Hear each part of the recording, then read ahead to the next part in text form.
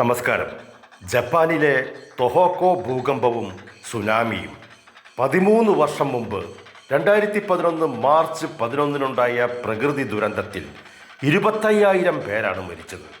ഭൂകമ്പത്തിന് പിറകെയുണ്ടായ സുനാമിയിൽ കടൽ തിരമാലകളിൽ അകപ്പെട്ട് വീടുകളും ജനങ്ങളും വാഹനങ്ങളുമെല്ലാം കുത്തിയൊഴുകിപ്പോകുന്ന പഴയ ദൃശ്യങ്ങൾ ദുരന്തത്തിൻ്റെ അനുസ്മരണമെന്നോണം വീണ്ടും സാമൂഹ്യ മാധ്യമങ്ങളിൽ തലപൊക്കി. 2.25 ലക്ഷത്തിലേറെ പേരുടെ വീട് തകർന്നു. 6 മിനിറ്റോളം നീണ്ട ഭൂകമ്പത്തിന് തൊട്ടു പിറകെ പസഫിക് സമുദ്രത്തിൽ നിന്ന് സുനാമി പൊട്ടിപ്പുറപ്പെട്ടു. തിരമാലകൾ 133 അടി ഉയരത്തിലേക്കാണ് ആഞ്ഞടിച്ചത്.